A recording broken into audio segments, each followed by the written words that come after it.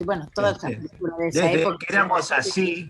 desde que éramos así de chiquititos, que estamos viendo esa forma de trato a los indios y esa forma de despojo como algo natural. Pero aparte no es solamente el tema de los indios, el tema de la exaltación de estar en el ejército, el orgullo Bueno, militar, Bueno, la es hombría. típico de esa Terrible. época, es muy típico de esa época, todas las películas eran más o Bueno, menos pero así. esta creo que tiene todo junto, me parece. Además tiene John Wayne. Leí la vez pasada una descripción de John Wayne muy buena, decía que las expresiones de él eran dos, con sombrero o sin sombrero. Y yo creo, muy bueno, justo. muy bueno realmente. Y la mujer es lo más estúpido que he visto sobre la tierra. Las mujeres es increíble. Yo creo que lo peor de la película es el feminismo, el antifeminismo que tiene. Esa mujer es una tarada total. Claro, Pero bueno, vieron, pero vieron los Temple de pilares de Acero. Hollywood. Sí, En sí, Temple de Acero la heroína es una nena. sí. Sí, se ve el avance histórico ahí en la percepción de la realidad. Hola, Juan Pablo. Qué charlatanes que están, no los quería interrumpir, estaban muy entretenidos. ¿Cómo andan? Buenas tardes para todos. Buenas tardes, ¿Qué tal? ¿Cómo estás? ¿Cómo andan? Bien. Bien por ahora. Me alegro. Los veía muy conversadores. Cuando nos dejan, conversamos. Yo, en un momento no estaba visible, pero lo estaba conectado y los estaba escuchando. Muy entretenido. Menos mal que no dijimos nada raro. Sí. Si Juan Pablo no hubiera entrado, no estaríamos nosotros acá. Claro. No, porque sí pueden estar sin que yo esté. Por ¿sí? supuesto, así que Entonces, yo les cuídate doy- siempre para hablar. Claro, digamos, hay dos opciones. Una, que nadie entre hasta que yo me conecte, y la otra opción es que ustedes puedan entrar por más que yo no esté conectado. Y la tengo programada con esa opción, que ustedes puedan entrar antes sin que yo esté Mañana. conectado. Ah, ¿no te tenemos que esperar a vos? No. De Bueno, hecho, yo la semana pasada, ¿se acuerdan que entré 10 minutos tarde porque no me podía conectar yo y ustedes estaban todos conectados? ok, Ah. claro, está Así que, clarísimo. claro, ustedes se pueden conectar por más que yo no esté. Hola, ¿qué tal? ¿Cómo están? Bien, hola. Bien, vos. Hola Juan Pablo. Hola. A ver, los ¿Qué dos. tal, María? Hacia ¿Cómo medida andás? que me van saludando. ¿Seguís con la vacuna, Juan Pablo? Sigo con la vacuna. El lunes tengo que ir a control. Sí, ya estoy, digamos, ya estoy jugado. Ahora me controlan. Porque hay una que se suspendió, no sé cuál es. Las de acá no se suspendieron. Las de acá están todavía. No, en realidad había habido digamos, un enfermero en España se contagió igual, pero la realidad es que tampoco saben si tiene la vacuna o el placebo. Entonces es como que Claro. claramente la mitad de los vacunados son placebo y la otra mitad vacuna. Así que la mitad se puede contagiar tranquilamente. No es que porque te dieron, digamos, vos no sabés si tenés, yo no sé si tengo la vacuna o el placebo. La realidad es esa. Pero el laboratorio sí sabe por el número de vacuna que te dieron. El experimentador tiene que saberlo, si no, no sirve. Acá en Argentina no lo saben. Mandaron las 2 dosis con un número. Sí. Son todas, digamos, mandaron 5.000 dosis duplicadas, son, digamos, 10.000, digamos, 5.000 con, pongamos, 2D1, 2D2, así. Sí. Y son todas exactamente iguales, tienen el mismo frasquito, el mismo color, el mismo olor. Y bueno, después todo se va haciendo con un número, digamos, y se manda todo, digamos, a Estados Unidos o a China, depende cuál de las dos vacunas sea, y allá sí tienen los nombres de quienes tenemos cada uno, pero en realidad lo sabe alguien. Los investigadores que investigan sobre nosotros y los efectos con la vacuna no lo saben para que no haya un sesgo que pueda llegar a alterar la visión del estudio. Tanto en nosotros, que no tengamos como psicológicamente pensemos que tenemos la vacuna y que nos está haciendo cierto efecto que no nos hace, como para los investigadores, como para que ellos no se dejen influenciar si están investigando a alguien con la vacuna o sin la vacuna, para que el resultado final sea lo más neutral posible. Todos los estudios de todas las vacunas son exactamente iguales, no es que sea así. Se llama doble ciego el estudio. Es decir, que se da la vacuna doble, a mitad vacuna, a mitad no, y es ciego porque nadie sabe si tiene la vacuna o no.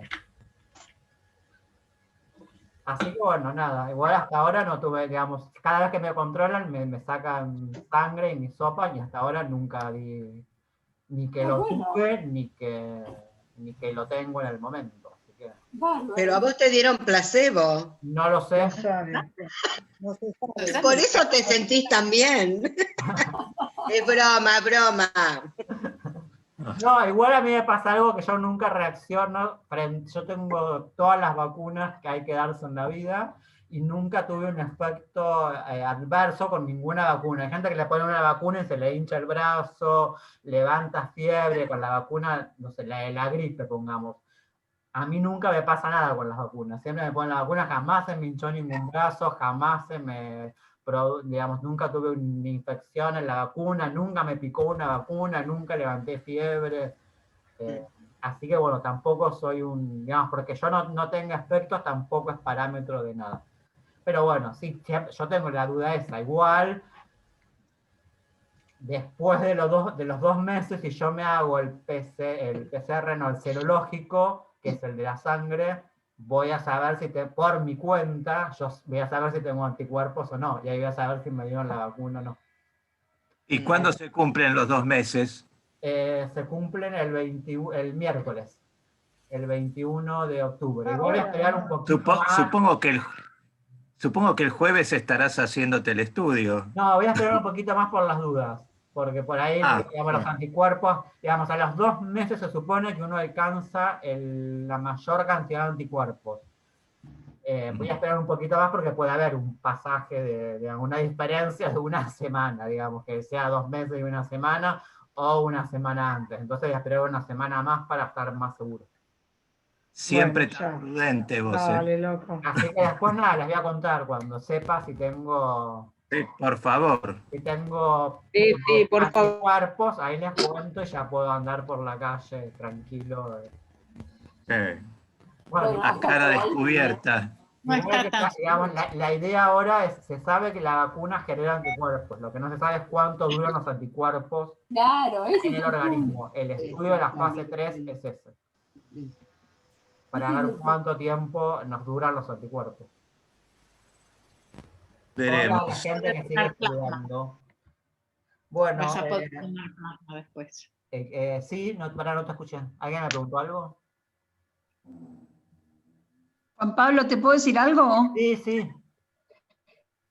Hoy se estrena en Cine Arte Lumière, la plataforma gratuita, El Tesoro, la película rumana, que yo vi a su vez en el BAMA hace años y dura una semana. Yo la recomiendo. Muy bien, sí. Yo no la puse en las recomendaciones porque me mandaron hace media hora el Mike con los estrenos del Cine Arte Lumière. Pero no me acuerdo. Me estuvo viendo antes. Al Tesoro, pero yo le saludé a él y estaba con luz y apagué la luz y empecé a ¿Cómo? La analizamos, no me acuerdo si la trabajamos cuando éramos antes o no. No, creo que no. No. No estábamos, pues anterior al curso de cine. Es más vieja. Y van a un terreno de desenterrar. Así que... ¿Podés repetir el nombre? Perdón, hay muchos micrófonos prendidos. Tesoro. Juan Pablo, no se escucha bien. El Tesoro en la plataforma Cine Arte Lumière. Ahora los callo a todos para que me escuchen. ¿Esa es la funciones que van a las 4 de la mañana? No, van a cualquier horario. Están durante una semana se sube hoy a las 8 de la noche y está hasta el jueves que viene a las 8 de la noche. Uno la puede ver en cualquier momento. Discúlpame, las películas están más tiempo, incluso hay películas del comienzo que ellos no bajaron y se pueden seguir viendo. Sí, digamos, ellos dicen que es una semana, pero es cierto que muchas veces no bajan las películas, sí, tenés toda la razón del mundo. El tema es que ellos dicen que van a estar una semana, pero es cierto que a muchas no las bajaron y siguen ahí estando en la plataforma. Juan Pablo. ¿Cómo es que se pone la plataforma? ¿Cómo es la dirección? Cinearte Lumière. Cinearte Lumière. Okay. Juan Pablo. Sí. Soy Gabriel. Sí, ¿cómo estás? Escúchame. Bien, buenas tardes. Te saludaste, ahora estoy sin imagen. Te quería hacer una pregunta. Hay una película con Carlos Portalupi que se estrena en Cinear TV. ¿Vos sabés cuándo es? Sí, la dosis, el jueves que viene. La dosis se estrena la semana que viene. ¿Y qué tenés referencia de cómo es la película? No la vi todavía. Está buena, yo la vi, está buena. Ah, ¿la viste, Emiliano? ¿Cómo te va? Sí, está buena. Está buena, es un thriller. A ver. Bueno, los silencio todos en este momento. Y les empiezo a apagar las camaritas, los que tienen la camarita prendida.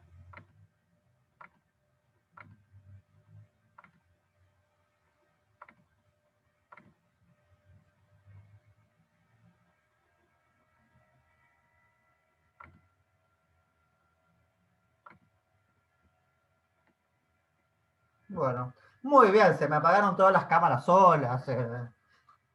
Acá hay que preguntar cómo se llama la de Portalupi, se llama La Dosis, pero se estrena recién el jueves que viene, no esta semana.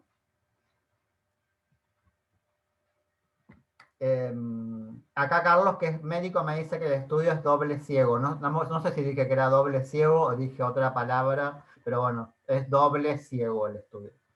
El estudio de la vacuna. Bueno, buenas tardes para todas, todos, todes.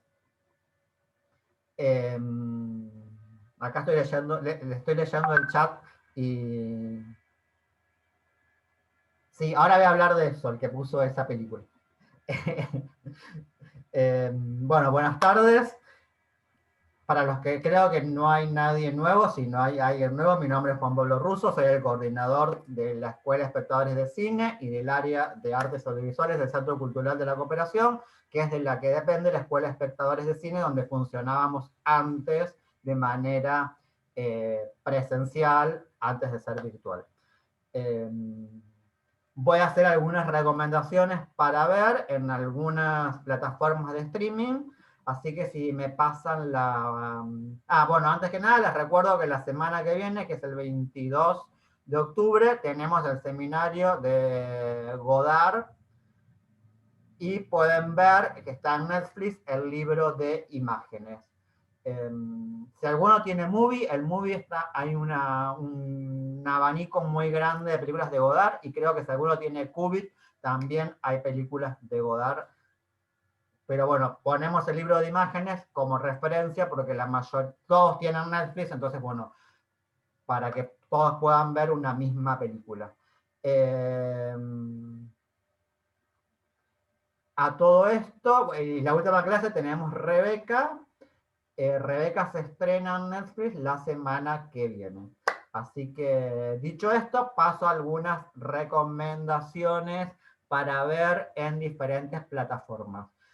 En una plataforma que es gratuita, que se llama Cabinet, que es donde se subió anteriormente toda la versión de las 14 horas de la Flor, y se subieron todas las películas del Pampero Cine, se estrenó el sábado una película que en este momento se está dando en paralelo en el Festival de Sitges en España, El Elemento Enigmático, una película de un director argentino que se llama Alejandro Fadel, que tiene una ópera prima muy interesante que se llamó Los Salvajes, y tiene una película que se estrenó el año pasado que se llama Muere, Monstruo, Muere, que es una película que estuvo en el Festival de Cannes, después estuvo en el Festival de Mar del Plata, y este año estrena en la plataforma El Elemento Enigmático, una película un tanto surrealista. Si pueden, véanla, Es muy bella visualmente y sonoramente. Se puede ver gratuitamente, es donde también estaba subido, donde se subió el corto de Caloi, que yo subí a la página de Facebook hace unos días. Igual después yo lo mando en el mail para que recuerden, la plataforma se llama Cabinet. Y en Movie, para los que tienen Movie, se estrenó la semana pasada una película, está dirigida por un argentino, pero la película no es argentina, es una producción norteamericana. El argentino se llama Juan Cabral, la película se llama Chu Wang, y es, para los que les gusten ese tipo de películas tipo lynchianas, donde la narración gira a través de sueños sobre sueños, es muy interesante, es muy bella, muy poética. Son dos películas muy raras, pero a la vez muy bellas, muy movilizadoras y muy estéticas. Recuerden, El elemento enigmático en Cabinet y Chu Wan en Movie. Tiene un elenco de diferentes partes del mundo y algunas estrellas como Boy Hoydrock y otros actores que no son muy conocidos, pero bueno, digamos, es como una película que reúne a un director argentino que reúne a diferentes actores del mundo y está filmada, está producida en Estados Unidos la película. Dicho esto, pasamos a la segunda diapositiva y tengo dos, acá varios me estaban reclamando. Tengo Miedo Torero, se estrena hoy a las 10 de la noche en Cinear TV, y a partir de mañana está en la plataforma Cinear Play. Es una película que está dirigida, una coproducción chileno-mexicana-argentina, está dirigida por un director chileno que se llama Rodrigo Sepúlveda, protagonizada por Alfredo Castro, que es uno de los actores chilenos más importantes del momento. Está basada en la novela de Pedro Lemebel, un artista referente de la cultura queer latinoamericana, que murió no hace mucho tiempo. Esta fue la única novela que escribió, si bien tiene una obra literaria, hay mucha crónica en su obra. Tengo Miedo Torero, está ambientada en plena dictadura pinochetista, en el año 86 precisamente, cuando se ejecutó el atentado que supuestamente tenía que terminar con la vida de Pinochet, pero que falló y no sucedió así. La película cuenta la historia de amor entre un guerrillero mexicano que va a participar de ese atentado con una travesti chilena que no está en ese momento no está muy comprometida políticamente, si bien sabe lo que sucede, pero a medida que transcurre el tiempo se van comprometiendo con la situación política del país. Acá alguien me acota que Lemebel murió en el 2015, exactamente, y hago otra acotación. Hay un documental muy interesante que también se llama Lemebel, se dio el año pasado en el Festival de Mar del Plata. También es una coproducción con Argentina, se tenía que estrenar este año en cines, no sucedió, no sé si va a suceder, digamos, no pudo suceder. Supongo que se va a estrenar pronto también en la plataforma Cinear, porque los cines no creo que vuelvan por lo menos por lo que sabemos, no van a volver por un tiempo prolongado. Así que bueno, tengo Miedo Torero. Alguien me puso acá, es mejor el libro que la película. La película es un recorte del libro. Toma una de las historias del libro porque el libro es mucho más amplio. Pero bueno, el director con el co-guionista dice que ellos, bueno, se apropiaron de una parte del libro para profundizar sobre eso.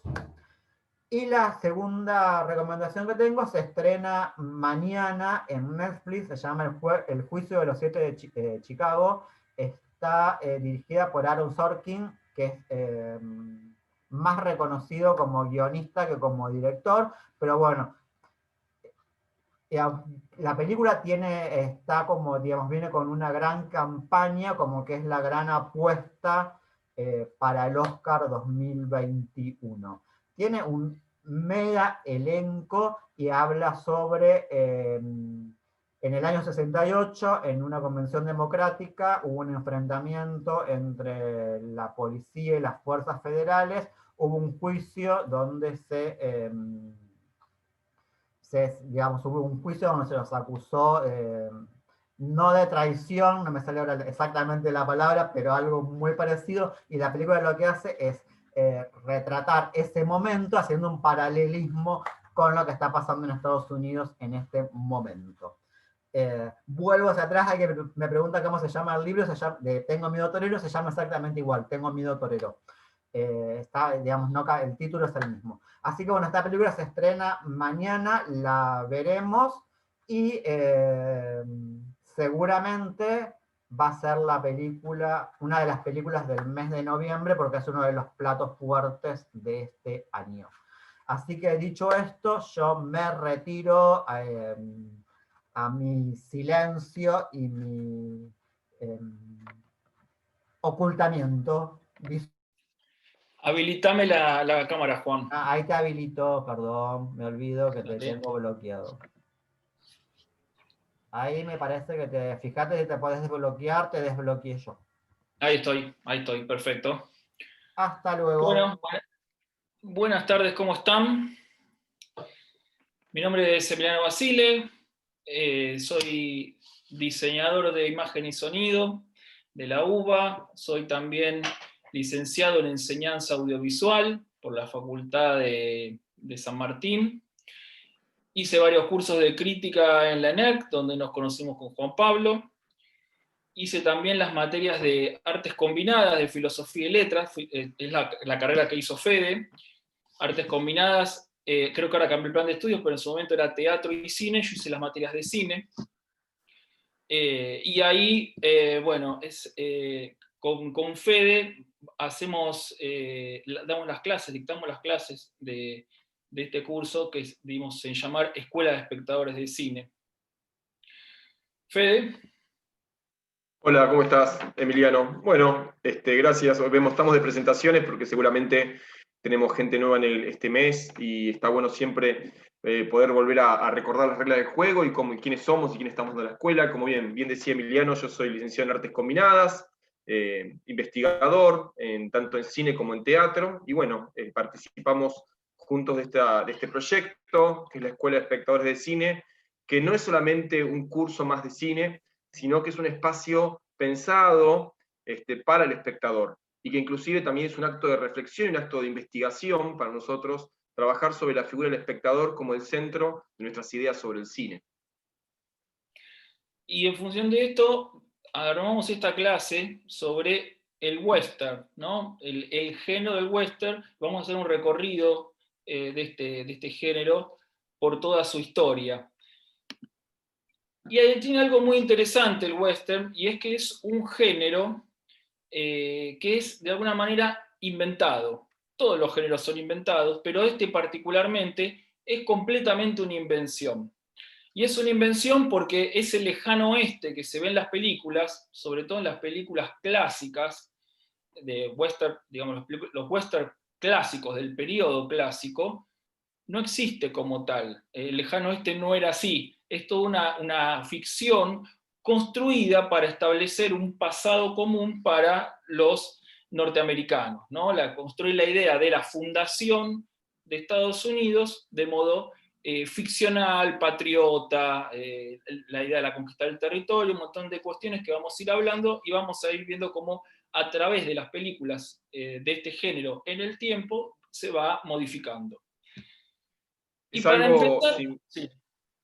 así que es algo similar a lo que pasó en la Argentina con el Martín Fierro, todo el proceso de la gauchesca como género literario y también género dramático del teatro, y bueno, y también lo que fueron los primeros años, la primera mitad del siglo XX, hubo mucho cine sobre gauchesca, donde trataba de implementarse esta idea del imaginario del gaucho, por ejemplo, que ese gaucho que vemos generalmente representado no existió jamás, porque el peón de campo no se vestía así, el que se vestía así era el dueño de la estancia, es decir, todas estas cuestiones de la fantasía, ¿no?, que explicaba Emiliano. Y también lo interesante el tema del pasquín, así como en la Argentina, por ejemplo, tuvimos el Moreira, que era una entrega en pasquines de literatura, en Estados Unidos, y esto se puede ver en uno de los, bueno, de lo que vamos a nombrar hoy, por ejemplo, Los Imperdonables de Clint Eastwood. Existía toda una literatura popular de baja calidad sobre anecdotarios de aventuras, ¿no?, de cowboys, ¿no?, que contaban sus aventuras y siempre estaban cargadas de un alto nivel de fantasía y exageración. Y si pensamos en un antecedente en el cine primitivo, ¿y por qué decimos antecedente en el cine primitivo?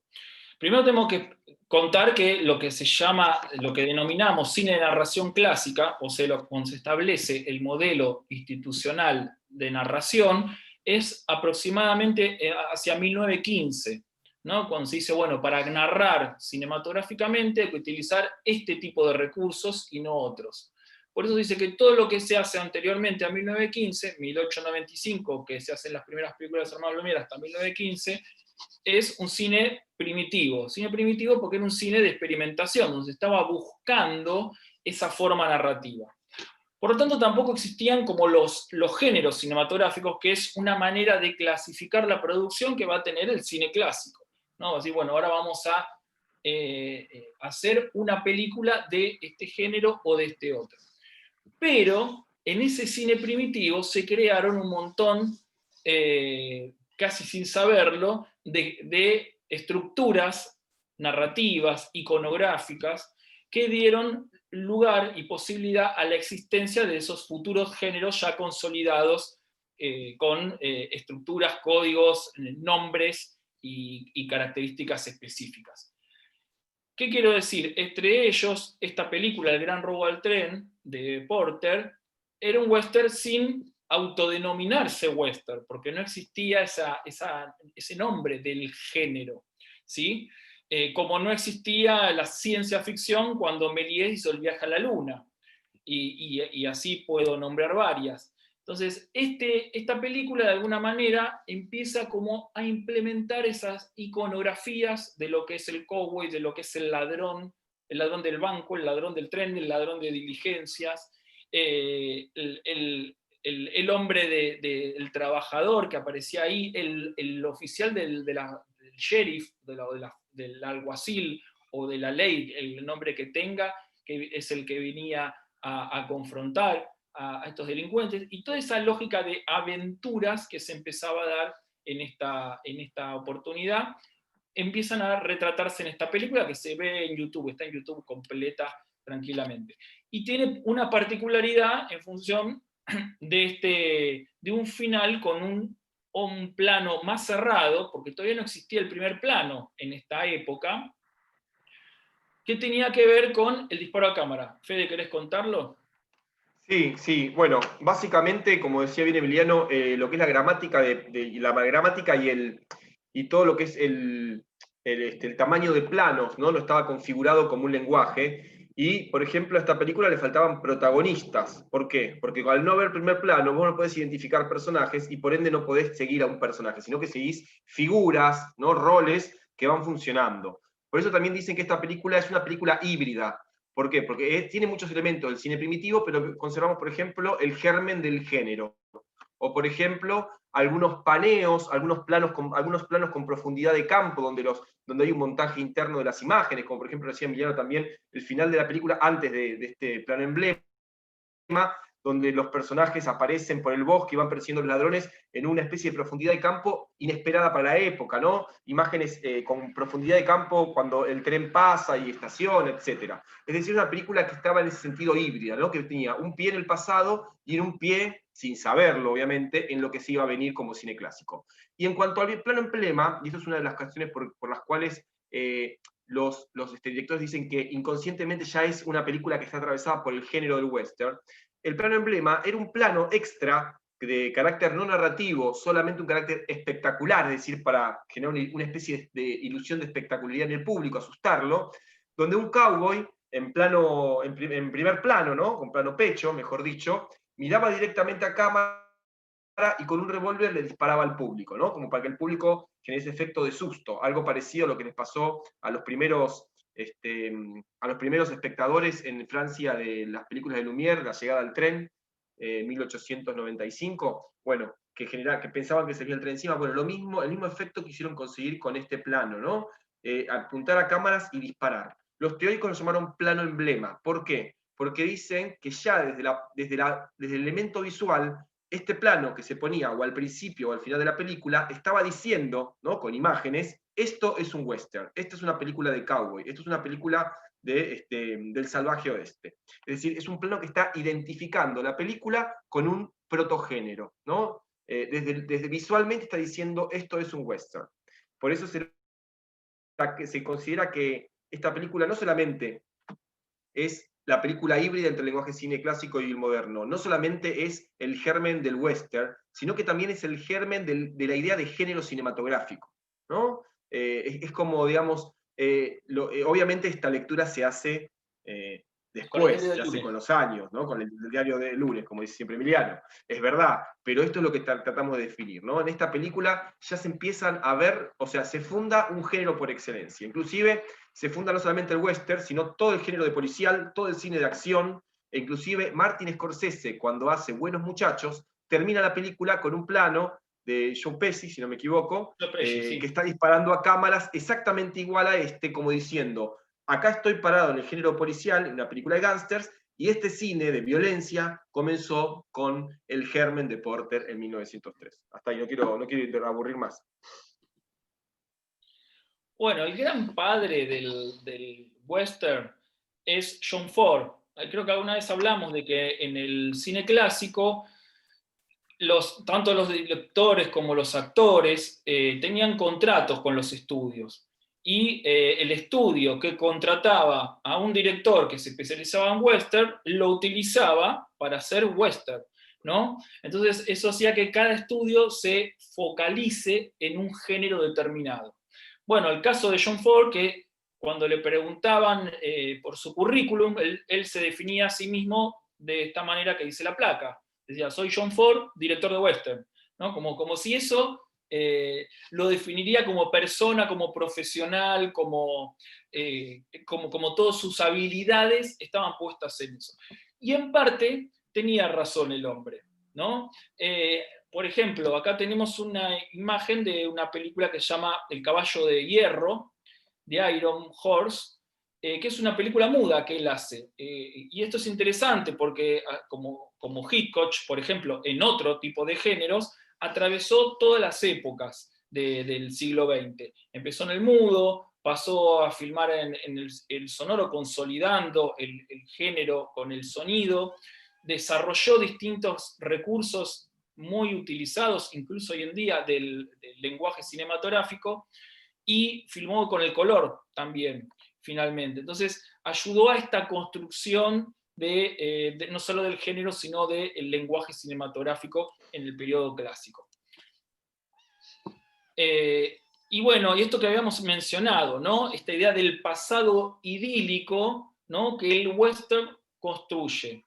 Y a mí me interesa mucho esta idea, ¿no? De cuáles son digamos, si el cine clásico es un cine de carácter normativo, como diría David Borwell, a través del mensaje de la película se construye una idea, una enseñanza que había que dejar al espectador, que tenía que ver fundamentalmente en aquel entonces con la línea del bien y el mal, con que el ciudadano norteamericano medio debía seguir y comprender de manera casi didáctica, ¿no? A través de las películas. ¿Cuáles son estas? Bueno, la idea de los valores, del orden y del progreso. ¿Quiénes son los buenos? ¿Quiénes son los malos? Bueno, todo eso está clarísimo y ahora lo vamos a ver. Pero una de las ideas que el western va a desarrollar es la fusión del hombre, y digo el hombre como ser humano y también como género varonil, con el territorio, con la tierra, ¿no? Y ahí los grandes planos, como este que estamos viendo en la placa, que fusiona paisaje como un personaje más. Esta idea de entender el paisaje como un personaje más de la película es propia del western. Y John Ford tiene mucho que ver en la creación de este binomio hombre-territorio. Como tal, ahí, para construir estas ideas, estos mensajes, estamos siempre dentro de la noción de fábula. Si bien hay cierto realismo, es un realismo cinematográfico, y tiene que ver con la idea de lo fantástico. Muchas veces lo definimos esto, no fantástico en el sentido sobrenatural, sino fantástico con pensar los personajes como arquetipos. Los personajes no son personajes reales que tienen contradicciones en la complejidad de su composición como tales, sino que vienen a representar a determinado tipo de personas y determinado tipo de grupos sociales. La Diligencia, película del año 37, dirigida por John Ford, que presenta a John Wayne, y esta es la imagen que lo presenta John Wayne, tiene toda esta idea, ¿no? Acá vemos primero, a nivel idílico, vemos que el hombre, estos personajes habitan en un territorio completamente hostil, está clara la aridez del paisaje, pero sin embargo los personajes no están ni transpirados, ni insolados, ni sucios por sobremanera, ¿sí? Al menos que argumentalmente la película sí lo requiera, pero hay una construcción simpática, ¿no? Como en Argentina tenemos del campo, diría yo, ¿no? El campo no se asocia al campo a ese trabajo duro que tiene que ver con cultivar la tierra, digamos, conducir al ganado, no tiene que, sino hay una idea como armoniosa, idílica, alegre, simpática, ¿no? Que poco tiene que ver con la realidad. Bueno, en esa lógica se construye este paisaje del western, y así los personajes. En cuanto a los personajes, en esa diligencia que tiene que atravesar el desierto, creo que era Arizona, ahora si no me equivoco, tenemos al banquero, ¿no? Piensen los prototipos, los arquetipos de los tipos de personas, ¿no? Que tenían que ver con la idea de fundar la nación, que es la nación que va a venir después, esa idea de civilización que está en progreso. Primero plantean, por supuesto, el progreso a nivel positivo, esta idea, la llegada del tren, por ejemplo. Bueno, el banquero, como les decía, el cura, ¿no? El de la iglesia, el borracho, el hombre que maneja la cantina, el personaje de John Wayne, que es un forastero que está condenado por un crimen. Después el lado femenino, que vamos a hablar específicamente del lado femenino. Está la mujer embarazada que va a viajar en esa diligencia en busca de su hombre, y está la prostituta, o la mujer que eligió el camino incorrecto para la trama, para la película, para el mensaje que quiere dar, y que todos esos van a viajar en la diligencia. Y por supuesto, vieron que en la diligencia se sientan 3 adelante y 3 enfrentados. Bueno, por supuesto ese enfrentamiento es la grieta de la sociedad norteamericana de este periodo fundacional. Bueno, en función de esto después están los relatos, los distintos relatos que los western van a construir. Otra película de John Ford, que se llama Pasión de los Fuertes, en Argentina se llama Pasión de los Fuertes, en inglés es My Darling Clementine, que es la famosa canción Oh my darling, oh my darling, oh my darling Clementine, el otro día se las canto entera, que, bueno, la historia de amor es como secundaria en la película. El protagonista es Henry Fonda, y lo menciono porque está en Érase una vez en el oeste, haciendo un papel completamente diferente, porque Érase una vez en el oeste es un spaghetti western que es la reinvención del western clásico. Ya vamos a hablar de eso un poquito más adelante. Y Henry Fonda es el protagonista, y es el mito de White Earp. ¿Cuál es el mito de White Earp? Que atraviesa un montón de western. Es el sheriff que tiene que ser duro con los criminales, y tiene que ser violento, y tiene que ser una especie de el Bernie del lejano oeste, para lograr construir esa civilización tan difícil de construir en ese territorio semisalvaje que es el lejano oeste. Hablamos de los recorridos geográficos, ahí entendí esta idea de civilización y barbarie. Civilización versus barbarie es lo que siempre el cine clásico y el western, en esta idea fundacional, es lo que va a construir. En esa civilización versus barbarie es interesante geográficamente cómo se construyó el western.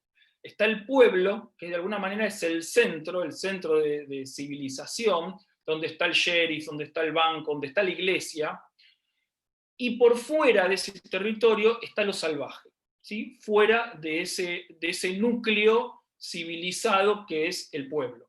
Por eso el tren viene a traer el progreso, porque viene a unir un pueblo civilizado, entre comillas, con el otro pueblo civilizado. El viaje de la diligencia es peligroso porque tiene que atravesar territorio salvaje. En ese territorio salvaje están los indios, están los ladrones de diligencia, los forajidos, los cazarrecompensas y todo tipo de delincuente que no se adapta a ese mundo y que no se quiere adaptar, además, en términos de las películas, a ese mundo civilizado.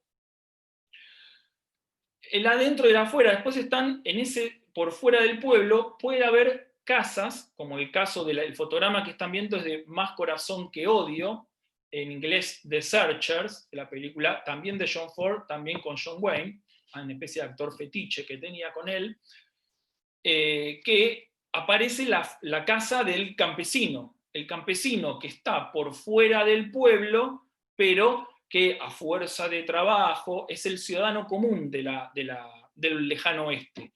El ciudadano común que trabaja en la tierra, que se rompe el lomo laburando, que es un hombre de bien y que después va a vender su ganado o su agricultura, no en este territorio, pero hay algunas películas donde los tipos tienen cierta posibilidad de ser agricultores, y lo van a vender al pueblo, ¿no? Y esos hombres muchas veces son los perseguidos o los damnificados por todos estos, tanto los indios como en esta película, o pueden ser los delincuentes, que eso lo utiliza mucho Clint Eastwood en sus películas, que corresponden a otro periodo, que ya lo vamos a ver. Bien, los espacios, ¿no? Si pensamos en esto, tenemos que pensar en esos espacios. En ese centro, habíamos hablado, en ese centro civilizado que es el pueblo del lejano oeste, aparece la comisaría donde está el sheriff o el alguacil, el banco, la iglesia, la cantina. La cantina es todo un universo, porque la cantina tiene abajo a los borrachos, a los malandras que van a tomar una copa, que toman whisky solamente y que lo toman sobre la barra. Están los que juegan al póker, ¿no? Y que muchos apuestan y que siempre se arman esos tiroteos. Ese es el lugar que tiene la puerta vaivén, la famosa puerta vaivén. Y arriba, en el piso de arriba, están las prostitutas, donde estos hombres, parte de ese lugar de relajación y divertimento, es hacer este proceso, alcoholizarse, jugar a las cartas y acostarse con una prostituta. Por fuera de este pueblo tan maravillosamente civilizado, ¿no? Con esto que acabamos de contar, por fuera de ese pueblo aparece la montaña, el río que también muchas veces es la frontera, ¿no? Cruzar el río es cruzar la frontera. Cruzar la frontera es cruzar de territorio. Y cruzar de territorio aparecen las implicancias del alguacil o del sheriff con el condado, aparece entrar en territorio indio o entrar en territorio salvaje completamente, con otras características. En ese afuera también aparece, como decíamos, la casa del campesino, y también aparece la posada, que es un poco de una especie de cantina, pero en el medio de la nada, ¿no? Como una especie de parador, que también es un antro, ¿no? Y aparece con el tiempo, hay películas que relatan esta idea del progreso, la llegada del tren, la estación del tren, ¿sí? En Érase una vez en el oeste está muy claro lo de el tren que viene a traer el progreso. Te estás muteado, Fede. Disculpen, yo para que no haya ruidos ambientes. No, me parece interesante hacer esta comparativa como para romper el eje de muchas de las cuestiones, ¿no? Esta cuestión del espacio.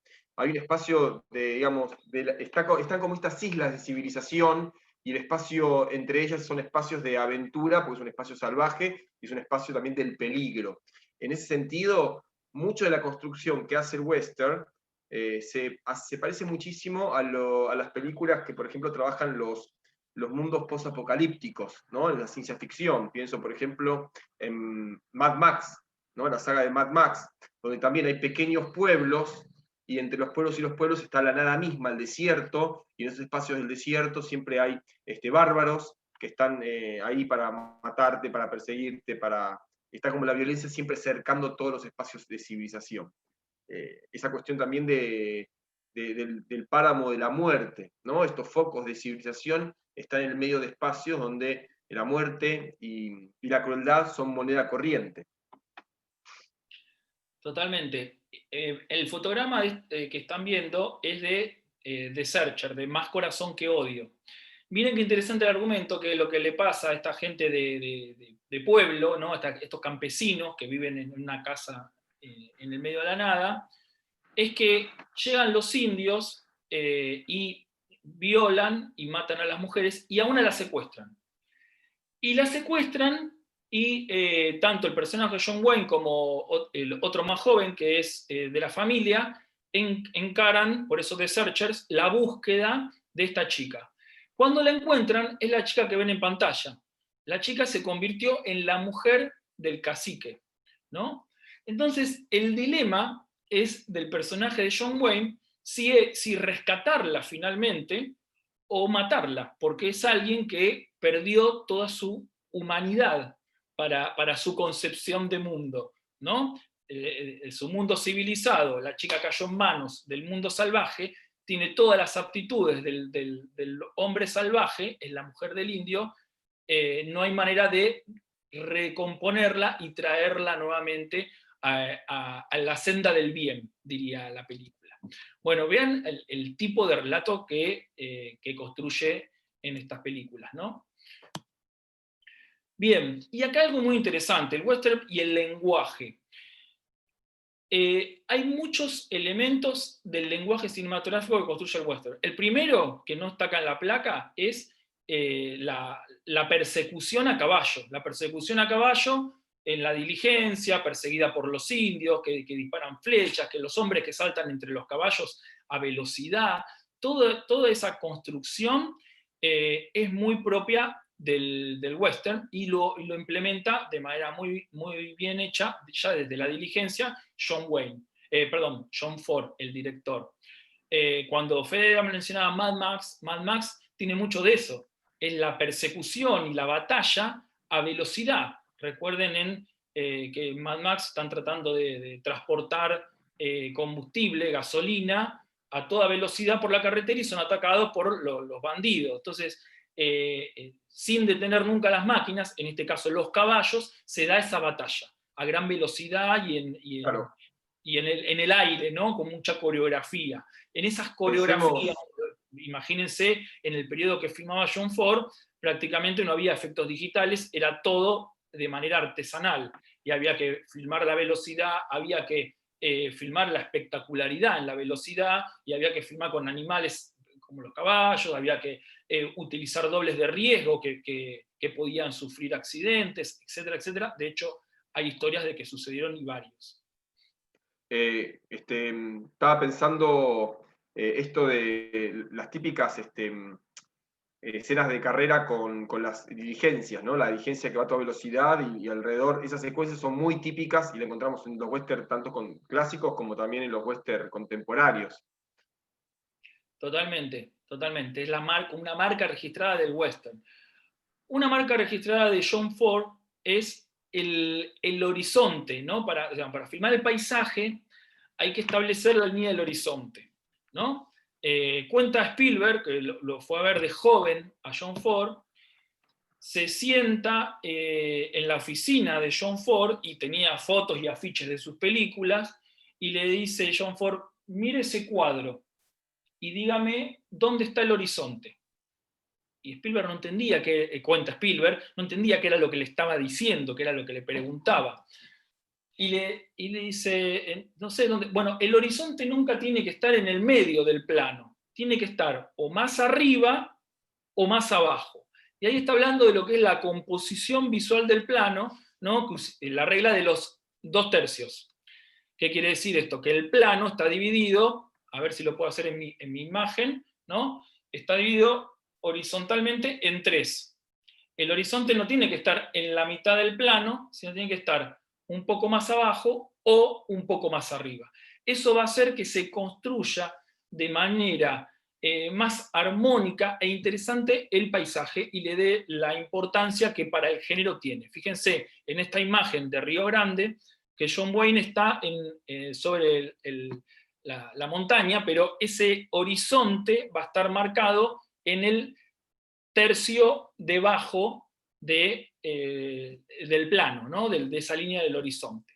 Bueno, esto es una de las grandes una de las grandes invenciones, ¿no? Otra de las grandes invenciones de John Ford es la noche americana.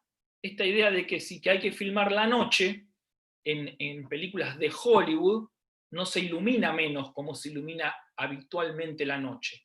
Se ilumina igual, se filma de día y se le ponen filtros azules a los faroles, de manera tal que esa noche americana, esa noche azulada, da la noción de que estamos de noche. Esto hace que, para que el espectador pueda ver, pueda hacer legible la imagen y de igual manera y entender a la vez que es de noche, ¿sí? Y no con la oscuridad que la noche debería tener.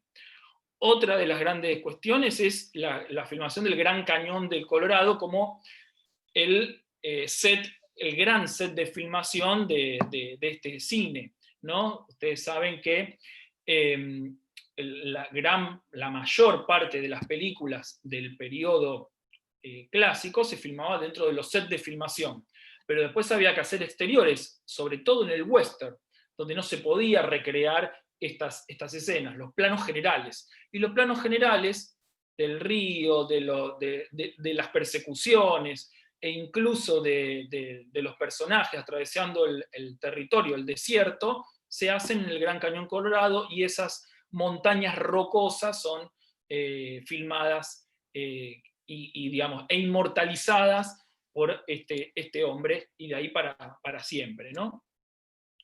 Bueno, otras cuestiones ya que escapan también a John Ford, la idea de la panorámica, también para construir esta idea del territorio, ¿no? La grandiosidad del territorio, y el cinemascope. El cinemascope es esta función que aparece a llegada a la década del 50, que utiliza unos lentes cóncavos, ¿no? para la cámara para filmar, que van a hacer como amplia la imagen, ¿no? Que va a tener un ratio mayor. Entonces, esto va a dar una imagen más, que hoy en día lo utiliza Tarantino, cuando filma utiliza este recurso, y va a lograr esta grandiosidad que va a tener el lejano oeste.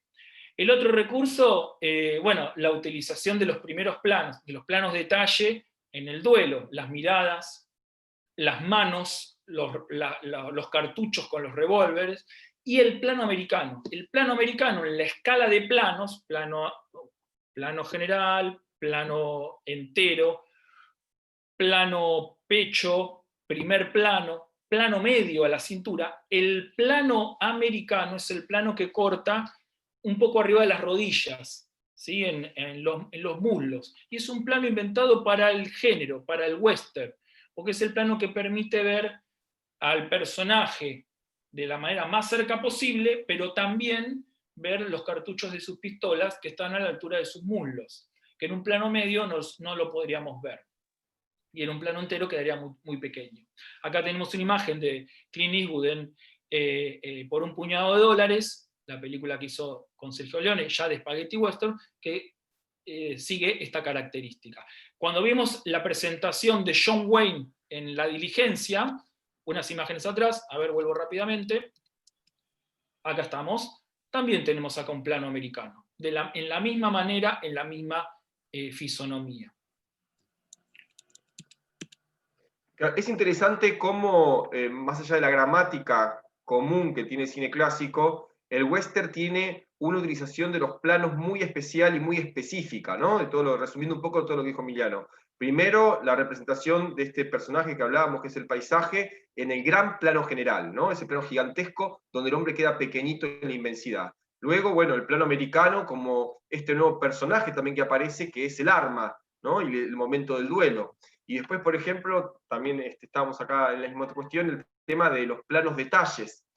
Cómo aparece también el plano detalle para el momento de la tensión dramática en el duelo, por ejemplo, donde está el plano detalle de la mirada, de la mano que se acerca al revólver, del propio revólver como plano detalle. Es decir, hay un lenguaje, una gramática cinematográfica que viene del cine clásico, pero que tiene una función muy específica al momento de construir el montaje y las secuencias en el western. La iconografía, ¿no? Y acá aparece lo visual de todo esto, porque es un género muy visual, porque si pensamos en el melodrama, por ejemplo, como género, o pensamos en la película de terror, por ahí es más difícil encontrar tanta iconografía particular como hay en estas películas. La Puerta Vaivén, iconografía es lo visual, yo se los digo y uno lo imagina, lo pueden ver en este fotograma. El gorro, las botas, los cinturones, las pistolas, la bola de paja que pasa, ¿no? por ese pueblo, el territorio árido, ¿no? La tierra que vuela, el cactus, ¿sí? Bueno, los caballos. Cuando uno ve una película donde el personaje anda a caballo, nosotros decimos western, aunque no sea un western, pero decimos, tiene elementos de western, automáticamente, ¿no? Aparece toda esa lógica. Recuerden, no sé, el inicio de París, Texas, que no es un western, nosotros decimos western, el personaje, el hombre y el territorio. Bueno, esto está siempre presente y se hace a través de esta lógica. Podemos ir también al pañuelo del cuello, aunque esto no se repite en absolutamente todas las películas, la diligencia, ¿no? Como las caravanas de carretas. Exacto, hay infinidad de elementos que son propios de este género, ¿no?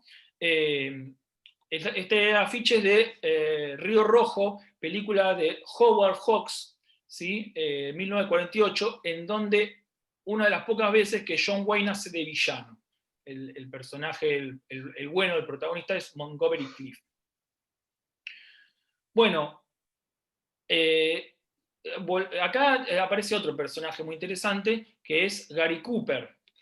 Interesante porque junto con John Wayne van a construir esta idea del el sheriff, digamos, ambos eran republicanos, anticomunistas, ¿no? Tenían como esta idea de la rudeza que había que implementar para resistir, incluso sacrificando su propio bienestar, ¿no? Era por un bienestar común, el bienestar común de la civilización, del pueblo.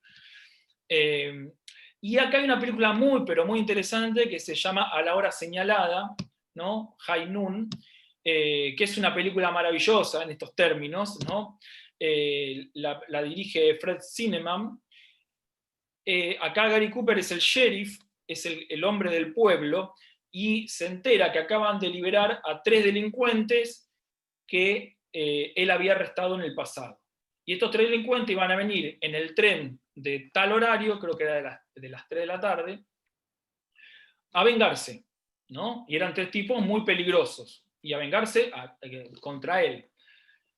En el pueblo, incluso, le dice, él justo se había casado con la chica del pueblo, el pueblo le dicen, tomátela, porque acá se va a poner picante. Y él dice, no, incluso se iba a su luna de miel, y vuelve y dice, no, yo tengo que defender a mi pueblo, yo tengo que quedarme, es como una especie de capitán de barco, yo soy el último que se va del barco, que salta del barco, y tengo que defender a... Bueno, en el momento todos se esconden, no en el pueblo, están todos asustados, y él es el único que le hace frente a los malhechores. Bueno, esta idea de civilización, de valores, del orden y progreso, va a estar presente en el western clásico, y de manera muy fuerte, ¿no?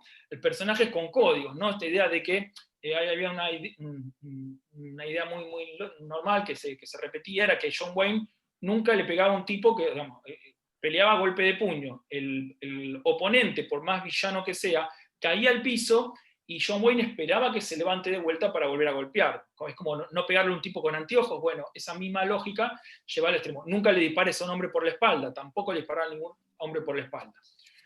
Todas esas ideas, el Spaghetti Western, se van por la borda, ¿no? Porque justamente lo que construye es otra cosa. Ahora lo vamos a charlar. El sheriff es la personificación del guardián de la justicia, de la ley y del orden. Es el personaje que establece las reglas. Sin su presencia, sin su dureza, sin su violencia, ¿no? Su violencia reglamentada, no habría orden en el salvaje oeste. Y este ejemplo es extraordinario, porque justamente cuando nadie se anima a poner el orden, es el sheriff el que toma esa decisión, ¿no? Cuando el sheriff es un personaje, no sé, que está, hay western, ¿no? Donde el sheriff es un personaje que ha sido comprado por, ¿no? Corrupto, que fue comprado por ahí por los malhechores, justamente el pueblo se transforma en un pueblo de anarquía. Por eso el sheriff es el ejemplo a seguir, ¿no? Y en esta película, por sobre todas las cosas. Bueno, Río Grande, ¿no? Ustedes vieron Río Grande, y dicen, bueno, ¿y va a hablar de Río Grande o la vimos sin ningún tipo de sentido? Bueno, en Río Grande aparecen todas estas cosas. Tenemos en cuenta que Río Grande es una película ya de 1950, pero aparecen todas estas cuestiones, ¿no? Dos conflictos, ¿no? Que el cine clásico siempre va a desarrollar dos conflictos, uno de orden social y uno de orden personal. El orden social están en una especie de fuerte, ¿no? Lugar que olvidé mencionar antes, el fuerte, donde este hombre reconocido, el coronel que interpreta a John Wayne, es el hombre reconocido, respetado, y que tiene su guerra personal contra los apaches. Los apaches son de todas las tribus, la tribu más combativa, ¿no? Por eso siempre están los apaches. En la diligencia también están los apaches. Y no otro tipo de indio. Bueno, ahora después vamos a hablar específicamente de los indios. Y el conflicto personal es que el hijo de él aparece enrolado en el ejército. Y vean esta función social que tiene el género, como decíamos antes a la hora señalada. Si él está en un lugar de ley y de poder, él no puede ir contra sus principios, digamos, como autoridad, y dejar, como le pide su ex esposa, que su hijo, digamos, vuelva a su casa y se vaya del ejército, ¿no? La mujer va y le pide que por favor lo deje de ir, que no lo mande a la guerra porque esto es peligroso, y bueno, él dice, bueno, él se tiene que hacer valer, tiene que ganarse su valentía, su nombre, su hombría inclusive. Está planteado en esos términos, de ahí la escena de la pelea, etc. Y demostrarle también al padre, ¿no? Que él es un hombre capaz, se tratan de usted, y con los rangos militares, ¿no? Entonces, esta lógica también es muy importante. Pensemos una cosa, John Ford es uno de los directores que va a pelear a la Segunda Guerra Mundial, siendo ya un director consagrado, un hombre millonario, que no tiene ninguna necesidad de hacerlo, y fíjense en la idiosincrasia de la época, ¿no? Que había que ser patriota, y ser patriota después del ataque a Pearl Harbor era ir y enrolarse en el ejército de Estados Unidos, y de la manera que sea. Él con otro, hay un documental en Netflix que se llama The Five Come Back, ¿no? Los 5 directores del periodo clásico que fueron a pelear a la Segunda Guerra Mundial. Bueno, uno de ellos es John Ford. Y va con este mismo sentido, ¿no? Hoy en día es como atemporal, es hasta ridículo todo esto. Pero fíjense hasta qué punto estos personajes también sentían que con el cine tenían una función social. Que el cine era una función social y que tenían que transmitir y hacer llegar determinadas ideas a la población. En esta lógica hacían las películas, ¿sí? Y por convicción, hay veces, por supuesto, por presión de los estudios, por presión del gobierno, incluso por presión del Pentágono, pero muchas veces también por convicción de ellos mismos. Acá en la película se ve claramente, ¿no? Cómo este personaje, el de John Wayne, deja su conflicto personal en segundo plano, porque primero está lo que él representa, que es la patria, en este caso la bandera de Estados Unidos y todo lo que eso simboliza para el personaje y para la época. Nos metemos con el tema de la mujer. Y acá están los personajes de Río Grande. John Wayne, el hijo y la madre. Los personajes, fíjense, la mujer está en el medio, ¿no? Y está en el medio o está a un costado en las películas. Nunca está el protagonista. Y esto es importantísimo, porque es un personaje que no impulsa la narración, que está ahí para acompañar al hombre o para rogarle al hombre que haga algún tipo de acción. Pero el que decide es el hombre. Siempre. Esta cosa antifeminista es así en todo el western, ¿no? Es como una particularidad específicamente del western. Inclusive, hacia la década del 50, hay algunas películas, dos, una es Johnny Guitar, que acá tienen el afiche, que la dirige, ahí justo a mí me tapa es el director de Rebelde sin Causa, bueno, no importa, pero bueno, es un director que empieza a cambiar un poco las cosas, ¿no? Y este director, ya me voy a acordar, es uno junto con Howard Hawks, con John Ford y con Hitchcock y con Orson Welles y con Chaplin, pero dentro del periodo clásico con John Ford y con Howard Hawks y con Hitchcock, que los franceses de la Nouvelle Vague van a decir, estos tipos son autores, estos tipos tienen ideas que están poniendo en sus películas más allá del entretenimiento, de la espectacularidad y de todo lo que Hollywood pregona. En esta Nicolas película, Ray. ¿Cómo? Nicolas Ray. Nicolas Ray, muchas gracias, Nicolas Ray. Muy importante ese director. En Johnny Guitar, uno de los pocos ejemplos de mujeres protagonistas, fíjense cómo Joan Crawford, la protagonista, tiene todos los rasgos masculinos que podía haber en un personaje, ¿no? O sea, le permite a la protagonista ser mujer, pero se lo permite en tanto y cuanto se parece al hombre, ¿no? Solo en ese caso puede protagonizar y puede hacer avanzar a la acción. O sea, es una especie de paso hacia adelante, pero digamos que para subir la escalera faltan todavía todos los escalones, ¿no?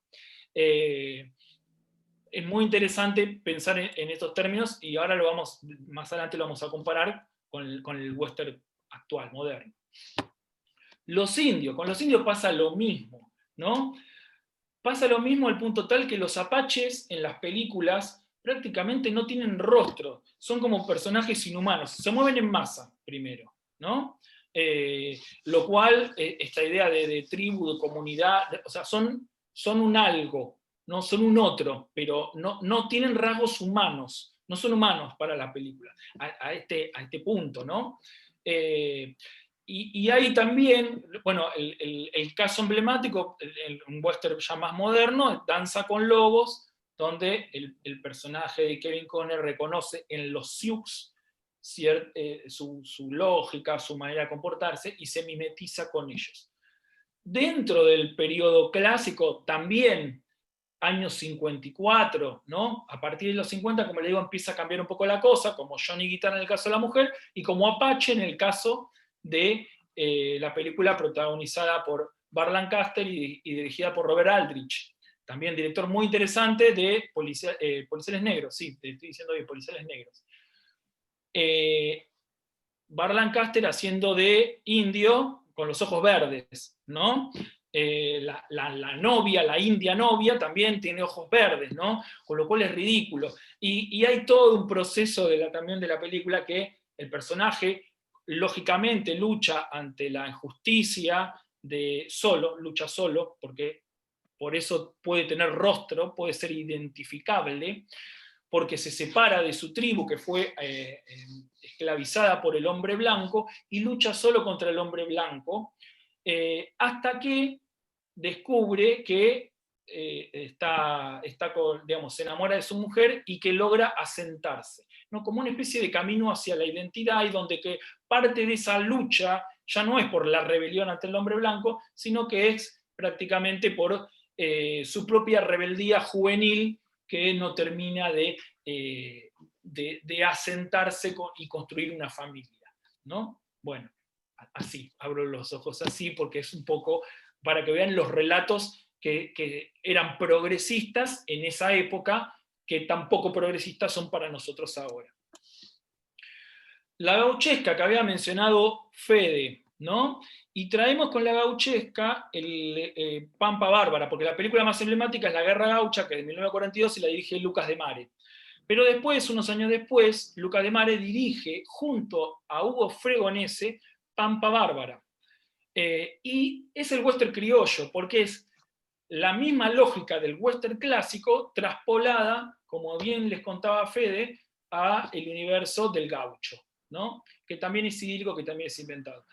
Hugo Fregonese es el primer director argentino que va a filmar a Hollywood. Y va a filmar a Hollywood y filma una película con Gary Cooper y Anthony Quinn, que se llama Viento Salvaje. Se encuentra como Viento Salvaje, el nombre en inglés es el que tienen ahí abajo.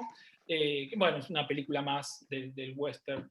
Pero bueno, me parecía interesante destacar esta traspolación a otras tierras, ¿no? Pero, por supuesto, la base matriz de este tipo de relatos es el western clásico. Si pensamos en Abalay, la película argentina, el western de Fernando Spinner, que tiene unos años, está traspolando el spaghetti western, ¿no? Es otra cosa. Y llegamos al spaghetti western, ¿no? Que tenemos la reinvención italiana del género. Y acá hay cosas muy interesantes. Primero, bueno, que era, digamos, lo toman los italianos para filmarlo en Europa y específicamente, ahora vamos a hablar, en España, en un pueblo que se llama Almería, y lo venden a todo el mundo, internacionalmente. Las películas son dobladas en inglés y se venden en todo el mundo. Por supuesto en Italia no, en Italia están habladas en italiano. Por ejemplo, por un puñado de dólares, a Clint Eastwood, en la versión italiana lo doblan en italiano y todo lo demás lo dejan hablando en italiano. Y en la versión internacional, Clint Eastwood sigue hablando en inglés y a todos los demás italianos que trabajan en la película los doblan al inglés. Dato de color. Érase una vez en el oeste, la película que ustedes vieron, y la otra afiche es Hasta que llegó su hora, que es el afiche, creo que español de la película, que es con el nombre que aparece en Netflix. Ahí tenemos a Henry Fonda resignificando su personaje del western clásico de, por ejemplo, porque hizo varios, Pasión de los Fuertes, ¿no? Donde era el sheriff bueno, y acá es el bandido, ¿no? Es el criminal, el delincuente. Y Charles Bronson, que viene del western clásico, ya de la década del 50, pero el western clásico al fin, de hecho trabaja en Apache con Burt Lancaster, bueno, son personajes muy particulares. Y acá es interesante la reinvención en sentido también del lenguaje, ¿no? Porque miren qué interesante lo que hace Sergio Leone, el director de Érase una vez en el oeste, que esa panorámica que va a tener el western clásico la utiliza pero para el primerísimo primer plano. El primerísimo primer plano es el que corta en la pera y en la frente, ¿no? De los personajes.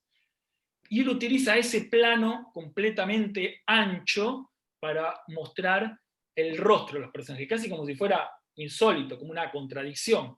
Sí, y lo que hace es convertir perdón, y te dejo, el rostro de los personajes en un paisaje más de la película.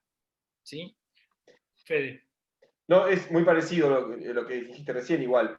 Iba a decir que Sergio Leone y bueno, el Western Spaghetti hace como una especie como de extremo de paisaje, ¿no? Pasa del gran plano general, donde el paisaje completo, ¿no? Es el paisaje, pues valga la redundancia, y automáticamente, casi sin ningún tipo de, muchas veces, ¿no? Sin ningún tipo de intervalo, pasa al primerísimo primer plano, donde el rostro del actor se transforma en el paisaje expresivo. Es como la misma lógica, con que se filma el paisaje, también se filma el rostro. Y sin ningún tipo de... Y con un salto absoluto de planos, ¿no? Sin hacer toda la secuencia de planos completa, salvo que se use el zoom, ¿no? Como se usaba muchas veces.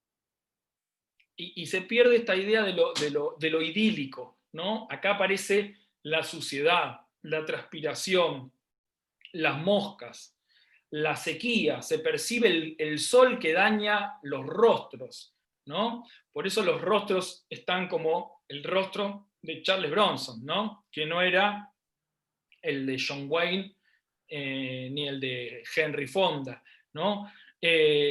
Y aparece toda esta lógica de la suciedad y la suciedad del alma. Los personajes son malditos. Tarantino retoma el spaghetti western siempre. Por eso todos sus personajes son malditos. Por eso la trama principal en el relato no es el sheriff que busca conservar el bienestar de su pueblo, sino casi siempre son relatos de venganza.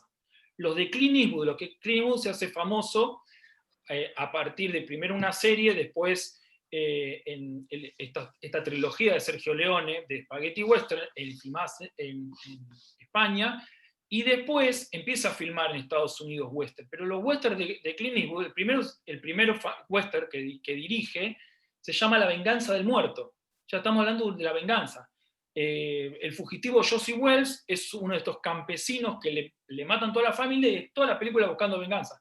Son tipos que ya no van a tener códigos, ¿sí? Y no van a pelear por una causa social, no van a buscar el bienestar social, sino que van a salvarse ellos mismos, porque de alguna manera también la prehistoria de la película va a contar que esos personajes alguna vez fueron estafados, traicionados, dañados por todas esas circunstancias que les toca vivir. Son personajes individualistas la mayor de las veces.